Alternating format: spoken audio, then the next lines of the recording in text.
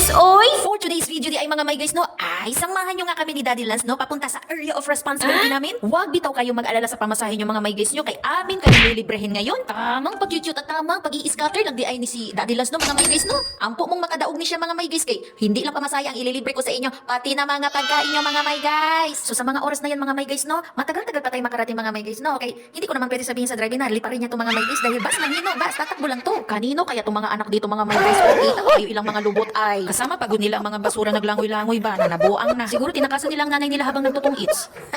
Naalala ko mga may guys no, nung bata pa ako no, naligo-ligo mi sa kanal no, kaya siguro paglaki namin kagiron ka Amy. Tapos naglalaro kami sa kanal mga may guys, hindi namin alam doon sa bukana may tumatay pala. Pastilan. Tapos hindi na siya kontento tumai doon mga may guys, doon pa talaga siya naghugas ng lubot niya. Anoy, sa wakas mga may guys ay naglandfall na talaga kami dito ni Daddy Lance sa area of responsibility. So as you can see mga may guys ay kinabit na talaga yung mga ilaw na binili namin ni Daddy Lance last time no. At ni-realize ko din pala mga may guys ay meron palang ni rent ni Daddy Lance ang isang contractor dito no.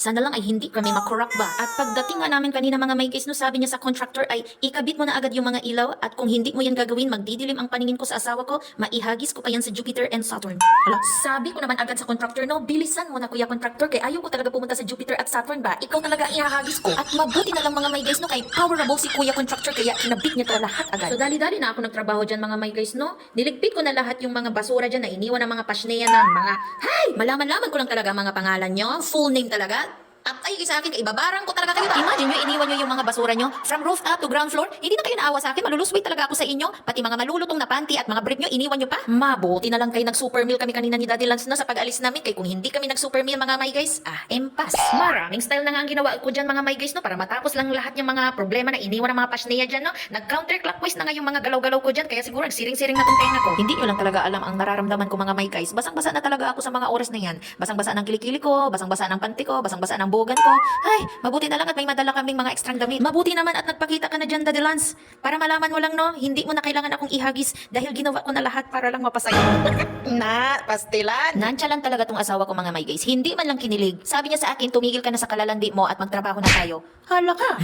Wag na wag mo akong iismulin, Daddy Lance. Kay sa ibang bansa pa ako nag-training. Alam mo, nag-TESDA ako doon sa Saudi Arabia at first owner ako doon. So you should not judgmental me. Ganun ba yun? Naiini sa akin si Daddy Lance nyo dyan mga may guys na sabi niya sa akin, oh, andito ka na naman, iistorbohin mo na naman ako. Sabi ko sa kanya, mga may guys, hindi kita iistorbohin, Daddy Lance. Papasok lang ako dito dahil may gagawin tayo. Sabi pa ni Daddy Lance, kung hindi ka patitigil ay iipit ko talaga tong ulo mo.